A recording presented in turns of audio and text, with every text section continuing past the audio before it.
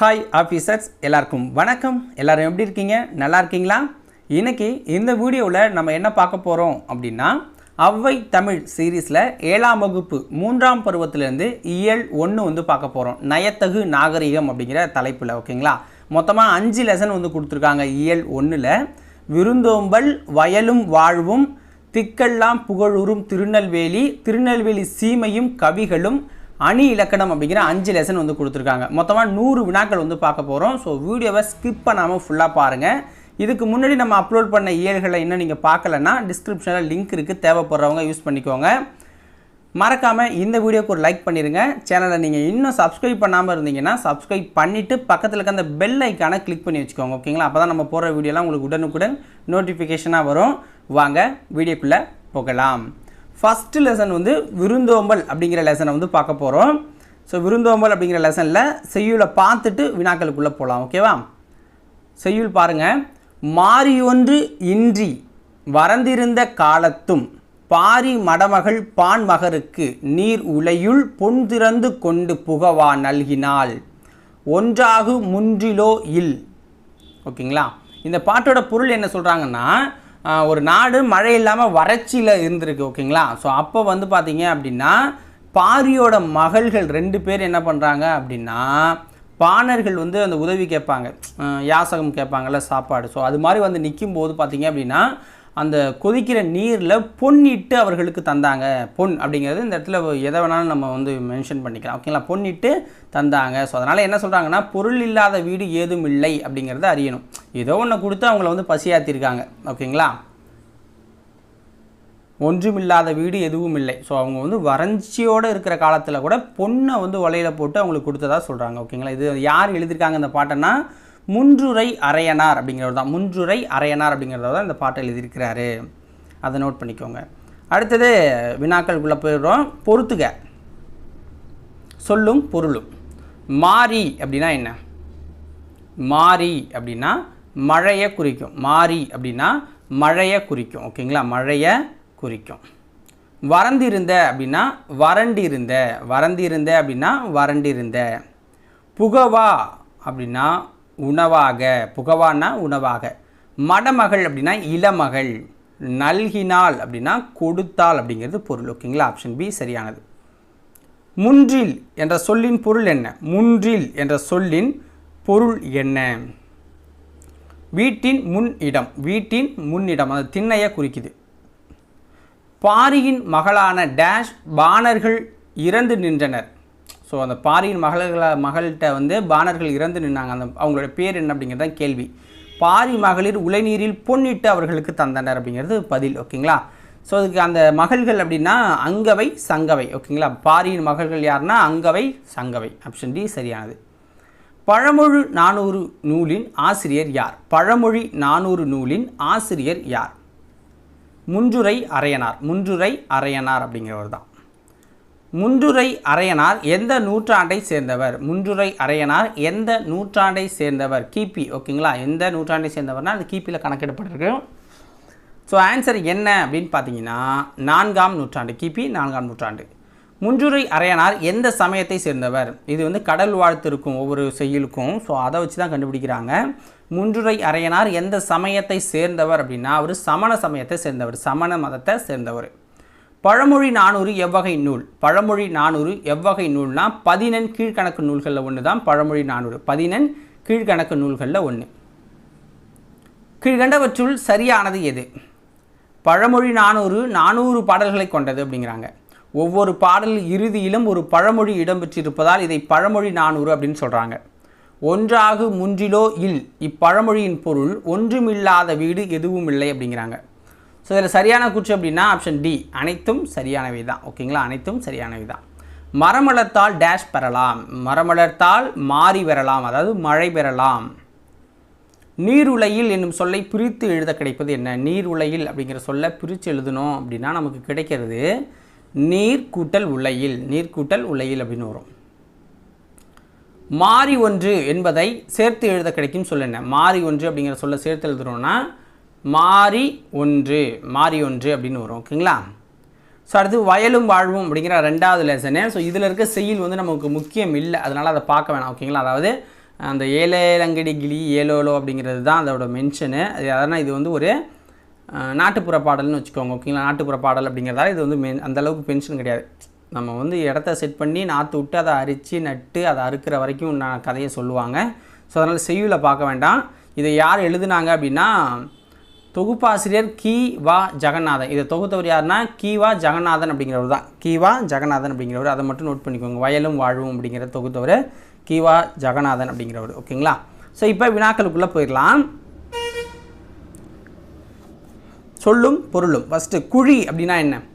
குழி அப்படிங்கிறது ஒரு நில அளவை பெயர். நில அளவை பெயர். ஓகேங்களா? சீலை அப்படின்னா என்ன?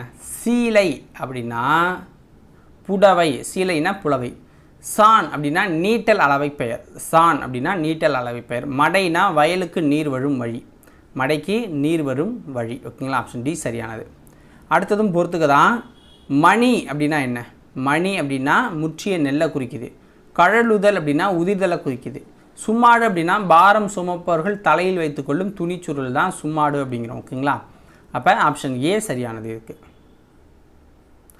நாற்று பறித்தல், நாற்று நடுதல், நிலத்தை தெரிவு செய்தல், நீர் பாய்ச்சுதல், நெல் பெறுதல், அறுவடை செய்தல், போரடித்தல் இவற்றை வரிசைப்படுத்தணும்.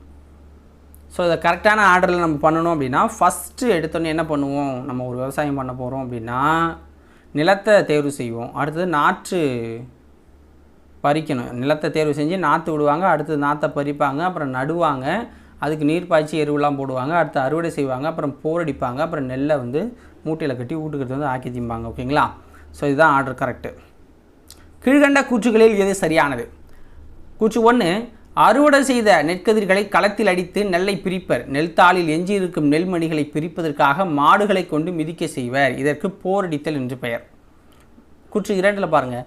மாடு கட்டி போரடித்தால் மாளாது செந்நெல் என்று ஆணை கட்டி போரடிக்கும் அழகான தென்மதுரை அப்படின்னு நாட்டுப்புற பாடலில் கூறியிருக்காங்க.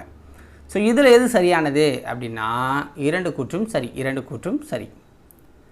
கீழ்கண்டவற்றுள் சரியானது எது? ஃபஸ்ட்டு பாருங்கள். நாட்டுப்புறங்களில் உழைக்கும் மக்கள் தங்கள் களைப்பு தெரியாமல் இருப்பதற்காக பாடும் பாடலே நாட்டுப்புற பாடல் அப்படிங்கிறாங்க. இதனை வாய்மொழி இலக்கியம் அப்படின்னும் சொல்கிறாங்க. பல்வேறு தொழில்கள் குறித்து நாட்டுப்புற பாடல்களை மலையறிவு என்னும் நூலில் கி.வா. ஜெகநாதன் நமக்கு தொகுத்து கொடுத்துருக்காரு. அந்த நூலில் இருக்கிற உழவு தொழில் பற்றிய பாடல் தான் இங்கே நமக்கு வந்து கொடுத்துருக்காங்க. வயலும் வாழ்வும் அப்படிங்கிற பேரில். ஓகேங்களா? கி.வா. ஜெகநாதன் தொகுத்த நூல் என்ன? மலை அருவி. ஓகே. அடுத்தது, உழவர் சேற்று வயலில் டேஷ் நடுவர். உழவர் சேற்று வயலில் நாற்று நடுவாங்க. வயலில் விளைந்து முற்றிய நெற்பயிர்களை டேஷ் செய்வார். வயலில் விளைந்து முற்றிய நெற்பயிர்களை அறுவடை செய்வாங்க. தேர்ந்தெடுத்து என்னும் சொல்லை பிரித்து எழுதுக. தேர்ந்தெடுத்து என்னும் சொல்லை பிரித்து எழுதணும் அப்படின்னா தேர்ந்து கூட்டல் எடுத்து. தேர்ந்து கூட்டல் எடுத்து. ஓடை கூட்டல் எல்லாம் என்பதை சேர்த்து எழுத கிடைக்கும் சொல் என்ன? ஓடை கூட்டல் எல்லாம் என்பதை சேர்த்து எழுத கிடைக்கும் சொல் ஓடை எல்லாம். ஓடை எல்லாம். அடுத்தது பொறுத்துக. நாற்று அப்படின்னா என்ன? நாற்று அப்படின்னா நடுதல்.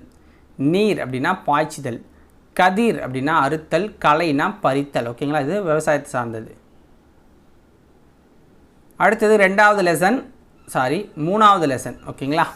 திக்கெல்லாம் புகழூரும் திருநெல்வேலி. திக்கெல்லாம் புகழூரும் திருநெல்வேலி அப்படிங்கிற 3வது லெசன். பாண்டியர்களின் 2வது தலைநகரமாக விளங்கிய நகரம் எது? பாண்டியர்களின் தலைநகரமாக விளங்கிய 2வது நகரம் எது? ஆன்சர் திருநெல்வேலி. திக்கெல்லாம் புகழும் திருநெல்வேலி என்று திருநெல்வேலியின் சிறப்பை கூறியவர் யார்? திக்கெல்லாம் புகழும் திருநெல்வேலி என்று திருநெல்வேலியின் சிறப்பை கூறியவர் யார்? திருஞான சம்பந்தர். திருஞான சம்பந்தர். அடுத்தது, தன்பொருணை புனல் நாடு என்று திருநெல்வேலியின் சிறப்பை கூறியவர் யார்? தன் பொருணை புனல் நாடு என்று திருநெல்வேலியின் சிறப்பை கூறியவர் யார்னா சேக்கிழார். கீழ்கண்டவற்றுள் சரியான கூற்று எது? முற்காலத்தில் திருநெல்வேலிக்கு வேணுவனம் அப்படிங்கிற பெயர் இருந்துச்சு. மூங்கில் காடு என்பது அதன் பொருள். மூங்கில் நெல் மிகுதியாக விளைந்தமையால் அப்பகுதி நெல்வேலி என்று அழைக்கப்பட்டிருக்குது. அப்புறம் தான் திருநெல்வேலின்னு மாறி இருக்குங்கிறாங்க. ஸோ இதுக்கு ஆன்சர் என்ன அப்படின்னு பார்த்தீங்கன்னா அனைத்தும் சரியானது.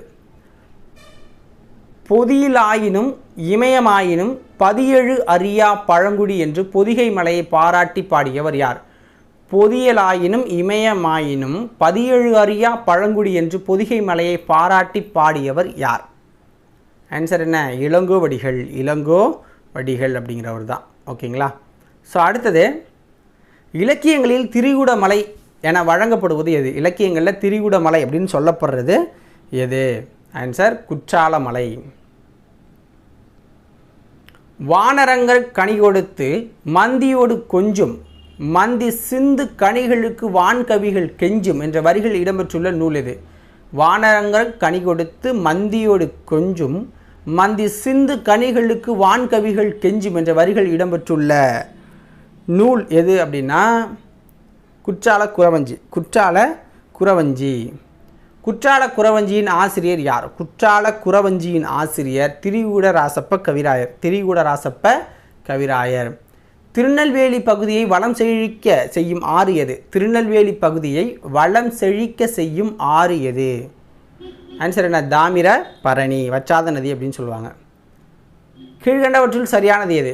தாமிரபரணி ஆறு இதனை தன்பொருணை நதி என்று முன்னர் அழைத்தனர். தன்பொருணை நதி அப்படின்னு அழைக்கப்பட்டது தான் தாமிரபரணி. இதில் பச்சையாறு, மணிமுத்தாறு, சிற்றாறு, காரையாறு, சேர்வலாறு, கடனாந்தி என்று பல கிளையாறுகளாக பிரிந்து திருநெல்வேலியை நீர்வளம் மிக்க மாவட்டமாக செய்யுது இந்த தாமிரபரணி. திருநெல்வேலி மாவட்ட பொருளாதாரத்தில் முதன்மையான பங்கு வகிப்பது உழவு தொழில். திருநெல்வேலி மாவட்டத்தில் பொருளாதாரத்தில் முதன்மையான பங்கு வகிப்பது உழவு தொழில். அப்போ அனைத்து கூற்றும் சரியாக தான் இருக்குது. டேஷ் உற்பத்தியில் திருநெல்வேலி முதலிடத்தில் உள்ளது. எது உற்பத்தியில், எந்த பொருளை உற்பத்தி செய்கிறதுல திருநெல்வேலி முதல் இடத்தில் இருக்குது அப்படின்னா நெல்லிக்காய் உற்பத்தியில் திருநெல்வேலி ஃபஸ்ட் பிளேஸில் இருக்காங்க. ஆதிச்சநல்லூர் எந்த மாவட்டத்தில் அமைந்துள்ளது? ஆதிச்சநல்லூர் எந்த மாவட்டத்தில் இருக்குன்னா தூத்துக்குடி மாவட்டத்தில் இருக்குது. தூத்துக்குடி மாவட்டத்தில் அமைஞ்சிருக்கு, திருநெல்வேலிக்கு பக்கம். தாமிரபரணி கடலோடு கலக்கும் இடத்தில் டேஷ் என்னும் துறைமுகம் இருந்தது. தாமிரபரணி கடலோடு கலக்கும் இடத்தில் டேஷ் என்னும் துறைமுகம் இருந்தது அப்படின்னா கொற்கை அப்படிங்கிற துறைமுகம் இருந்துச்சு.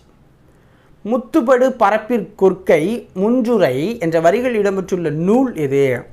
கொற்கையில் கிடைத்த முத்துக்களின் சிறப்பை பற்றி இந்த பாட்டு கூறுது. அப்படியாப்பட்ட நூல் எது அப்படின்னா நற்றிணை.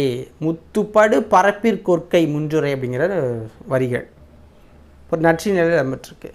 கொற்கையில் பெருந்துரை முத்து இந்த வரிகள் இடம்பெற்றுள்ள நூல் எது? கொற்கையில் பெருந்துரை முத்து இந்த வரிகள் இடம்பெற்றுள்ள நூல் எது அப்படின்னா அகநானூறு. கீழ்கண்ட எந்த நாட்டவர் கொற்கையின் முத்துக்களை வாங்கி சென்றனர்? கீழ்கண்ட எந்த நாட்டவர் கொற்கையின் முத்துக்களை வாங்கி சென்றனர்? யவனர்கள் அப்படிங்கிற கிரேக்கம், ரோமாபுரி, யவனர்கள் இந்த 3 பேர் நாட்டை சேர்ந்தவங்களும் வாங்கியிருக்காங்க. யவனர்கள் அப்படிங்கிறவங்க பிற்காலத்தில் கொடூரமானவர்களாக காட்டப்பட்டாங்க. நெல்லையப்பர் திருக்கோவில் அமைந்துள்ள மாவட்டம் எது? நெல்லையப்பர் திருக்கோவில் அமைந்துள்ள மாவட்டம் திருநெல்வேலி. நெல்லையப்பர் திருக்கோவில் அமைஞ்சிருக்கிறது திருநெல்வேலியில். திங்கள் நாள் விழா மல்கு திருநெல்வேலியுரை செல்வர் தாமே என்னும் வரிகளை பாடியவர் யார்? திங்கள் நாள் விழா மல்கு திருநெல்வேலியுரை செல்வர் தாமே என்னும் வரிகளை பாடியவர் யார்னா திருஞான சம்பந்தர். கீழ்கண்டவற்றுள் சரியானது எது? காவற்புரை தெரு அப்படின்னா காவற்புரை என்றால் சிறைச்சாலை. அரசரால் தண்டிக்கப்பட்டவர்கள் இங்கு சிறை வைக்கப்படுவாங்க திருநெல்வேலி ஏரியாக்களில். ஸோ அதை காவற்புரை தெரு அப்படின்னு சொல்லியிருக்காங்க.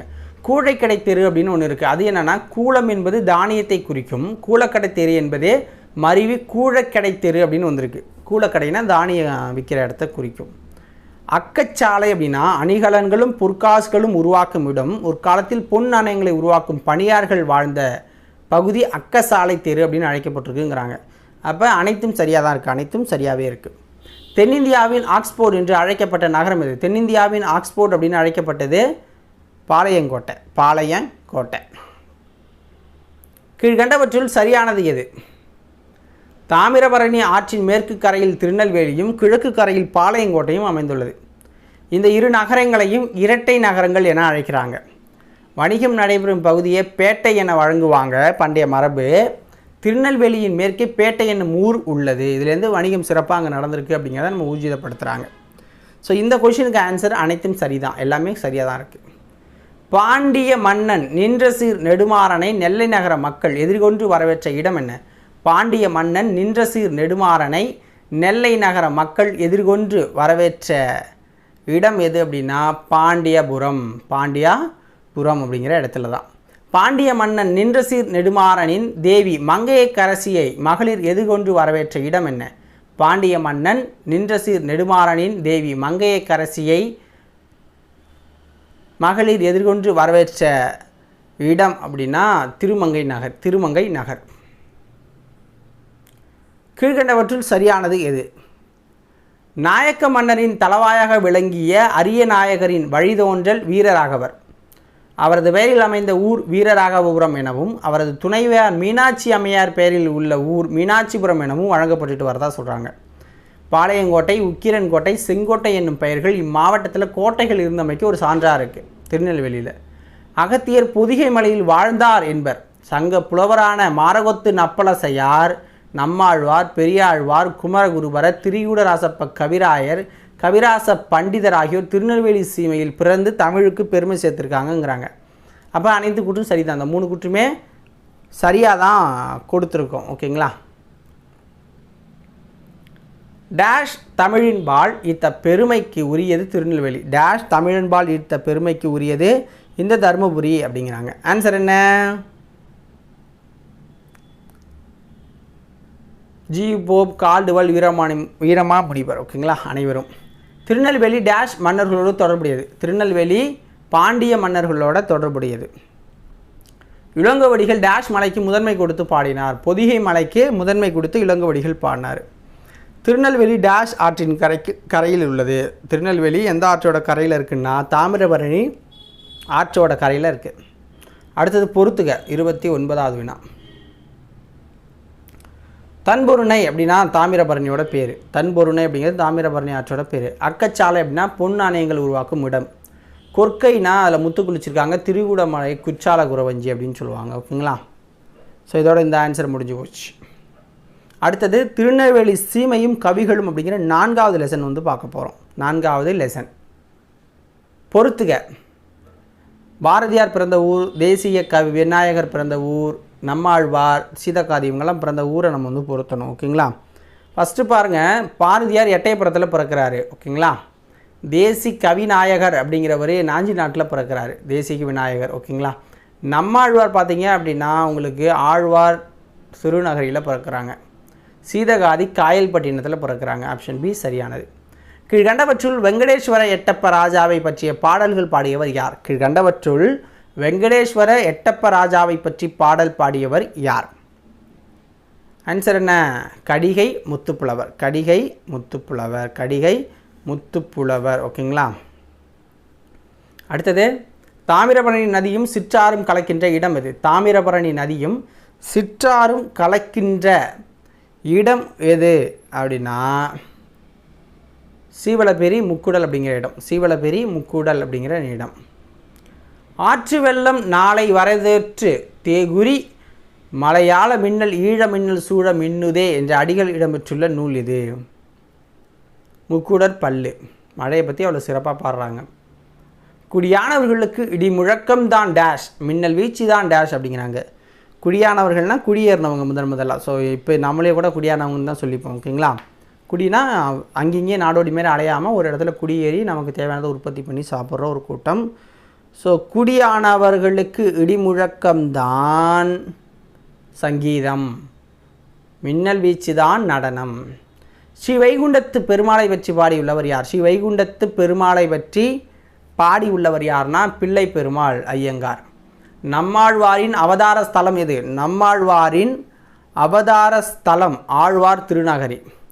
கீழ்கண்டவற்றுள் திருக்குறுகூர் என்று அழைக்கப்படுவது எது? கீழ்கண்டவற்றுள் திருக்குறுகூர் என்று அழைக்கப்படுவது எது? ஆழ்வார் திருநகரி. பூமாது இருந்தன் புவிமாது இருந்தன் இப்பூதலத்தில் நாமாது இருந்தன்ன நாமும் இருந்தன்ன நாவலருக்கு கோமான் அழகர்மர் மால் சீதக்காதி கொடைகரத்து சீமான் இறந்திட்ட போதே புலமையும் செத்ததுவே என சீதகாதி இறப்பை ஆற்றாண்மையால் வெளிப்படுத்திய புலவர் யார்? ஆன்சர் என்ன? நமச்சிவாய புலவர் தான் அதை துயர் தாங்காமல் அந்த பாட்டை பாடுறாரு சீதகாதி இறந்தப்ப. கீழ்கண்டவற்றுள் எது சரியானது? திருச்செந்தூர். திருப்புகழ் பாடிய அருணகிரிநாதர் வந்து நந்தவனங்களை பார்த்து அனுபவிக்கிறார். ஏரிநீர் நந்தவனங்களில் கட்டி கிடப்பதால் சேல் மீன்கள் துள்ளி குதிக்கவும் பூஞ்செடி கொடிகளையே அழிக்கவும் தலைப்பட்டன என்று பாடியுள்ளார். காவல் சிந்தை பாடியவர் யாருன்னா காவடி சிந்தை அண்ணாமலையார். காவடி பாட்டை கேட்க வேண்டுமானால் பம்பை மேளம் ஆட்டம் எல்லாற்றோடும் கேட்டால்தான் ரசமும் சக்தியும் தரும். காவடி சிந்தை பாடியவர் அண்ணாமலையார். கோமதி தாயை பற்றி உண்மையான பக்தியும் தமிழ் பண்பும் வாய்ந்த ஒரு பாடல். அதை பாடியவர் திருநெல்வேலி அழகிய சொக்கநாதர். வாடா என அழைத்து வாழ்வித்தால் அம்மா உன்னை கூடாதென்றார் தடுப்பார் கோமதி தாய் ஈஸ்வரியே அப்படின்னு தான் அவர் பாடினார். ஸோ அப்போ அனைத்தும் சரியானது. தவறானது எது? தவறானது எது அப்படின்னு கேட்குறாங்க. கருவை நல்லூர், இதற்கு கரிவளம் வந்த நல்லூர் என்று பெயர். இத்திருத்தலத்தின் சிறப்பி தோய்ந்த புலைவர் ஒருவர் திருக்கருவை வெண்பா அந்தாதி, பதிற்று பத்தந்தாதி, கலித்துறை அந்தாதி என்ற 3 நூல்களை பாடியிருக்கிறார். திருஞான சம்பந்தர் நுண்துளி தூங்கும் குற்றாலம் என்று பாடியுள்ளார். நுண்துளி தூங்கும் குற்றாலம் அப்படின்னு பாடியிருக்காருங்கிறாங்க. அப்பர் பாடிய ஒரு பாடல் பாடியிருக்கிறார் அப்படின்னு சொல்கிறாங்க. ஸோ அதுதான் தப்பு. ஏன்னா அது அப்பர் கிடையாது, மாணிக்க வாசகர். ஓகேங்களா, மாணிக்க வாசகர் பாடின பாட்டு தான். உற்றாரை யான் வேண்டேன் ஊர் வேண்டேன் பேர் வேண்டேன் கற்றாரை யான் வேண்டேன் கற்பனவும் இனி அமையும் குற்றாலத் துறைகின்ற கூத்தா உன் குறை கழற்கே கற்றாவின் மனம்போல் கசிந்திருக வேண்டுவனே அப்படின்னு பாடினது தான் மாணிக்க வாசகர். அதை அப்பர்னு கொடுத்துருக்கோம். அப்போ இதுதான் தவறானது. ஓகேங்களா. குறி சொல்லுகிற பெண் குற்றாலமலையின் பெருமையை கொழிக்கிறாள். கையிலை என்னும் வடமலைக்கு தெற்கு மலை அம்மே, கனகமகா மேருவென நிற்கும் மலை அம்மே, துயிலும் அவர் விழிப்பாகி அகிலமெங்கும் தேடும் துங்கதிரி கூடமலை எங்கள் மலை அம்மே. இந்த பாடலின் ஆசிரியர் யார்? ஆன்சர் என்ன? திரிகூடராசப்ப கவிராயர். குற்றால குறவஞ்சியின் ஆசிரியர் யார்? குற்றால குறவஞ்சியின் ஆசிரியர் யார்னா திரிகூடராசப்ப கவிராயர். திருநெல்வேலி சீமை குறிப்பது எதை? திருநெல்வேலி சீமை குறிப்பது திருநெல்வேலி தூத்துக்குடி. திருநெல்வேலினா வேறு, தூத்துக்குடினா வேறு. திருநெல்வேலி சீமை அப்படின்னா அது அப்போ ஒன்றா இருந்துச்சு. ஓகேங்களா. டிகேசி என அழைக்கப்படும் டிகே சிதம்பரனார் டேஷ் தொழில் செய்தவர். டிகேசி என அழைக்கப்படும் டிகே சிதம்பரனார் என்ன தொழில் செஞ்சாங்க அப்படின்னா வழக்கறிஞர் தொழில் செய்கிறார். வழக்கறிஞர் தொழில் செய்கிறார். டிகேசி எவ்வாறு அழைக்கப்பட்டார்? கீழ்கண்ட எவ்வாறு டிகேசி அவர்கள் அழைக்கப்பட்டார்? ரசிகமணி அப்படின்னு அழைக்கப்பட்டார். கீழ்கண்டவற்றில் சரியானது எது? தமிழ் எழுத்தாளராகவும் திறனாய்வாளராகவும் புகழ்பெற்றவர். இவர் தமது வீட்டில் வட்டத்தொட்டி என்னும் பெயரில் இலக்கிய கூட்டங்கள் நடத்தி வந்தார்.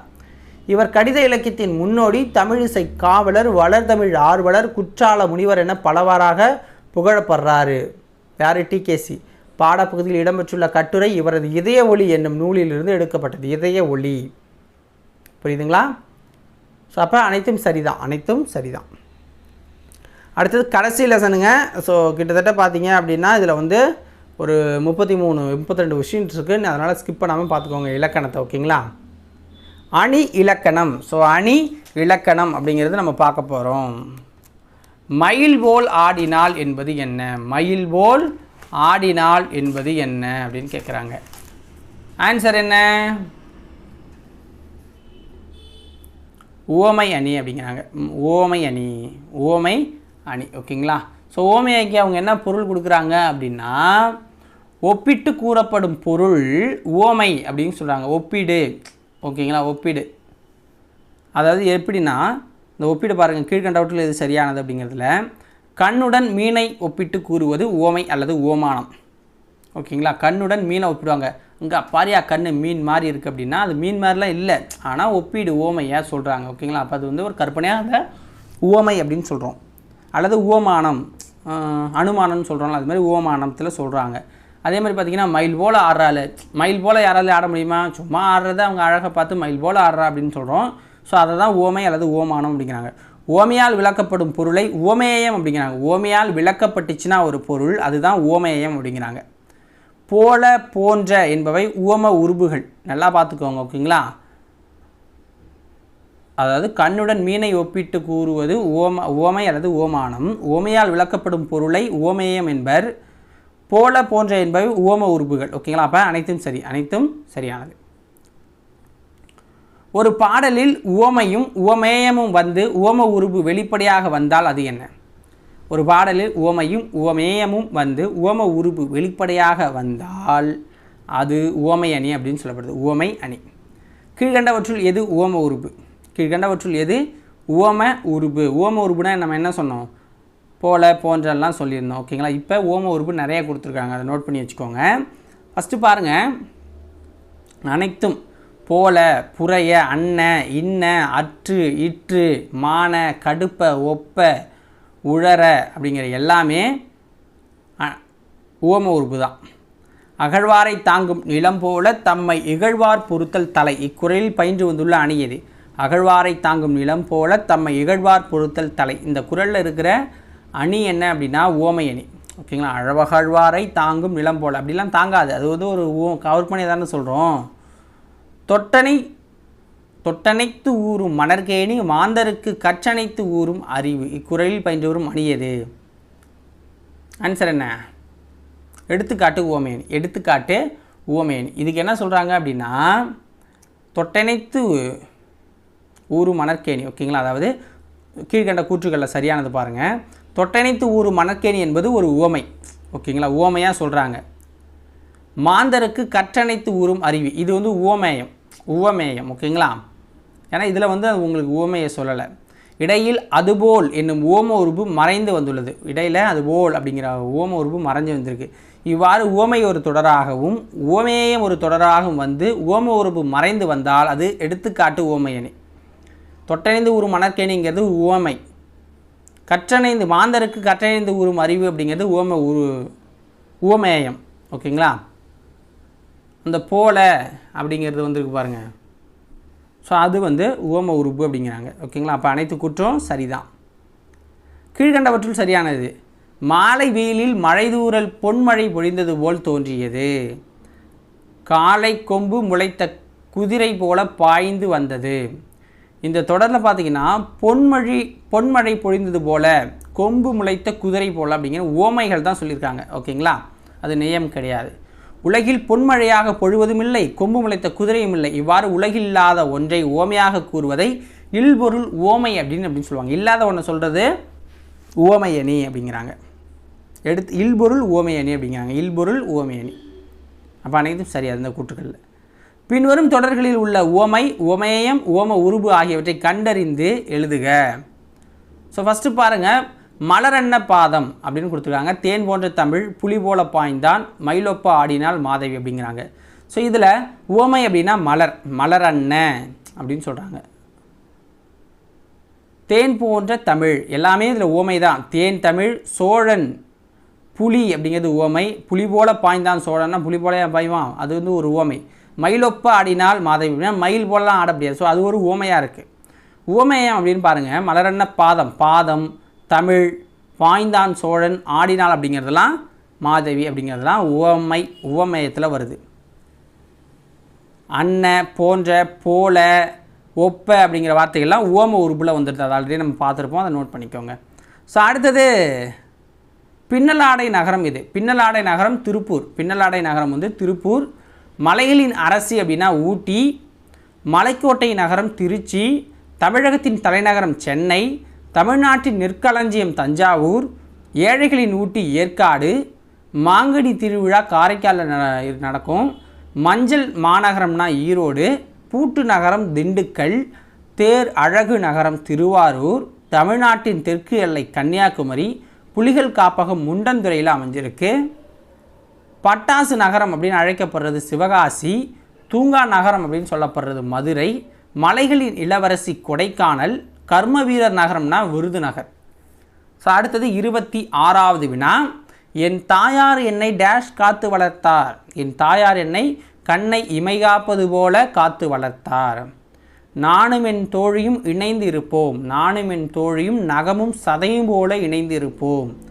திருவள்ளுவரின் புகழை உள்ளங்கை நெல்லிக்கனி போல உலகமே அறிந்துள்ளது.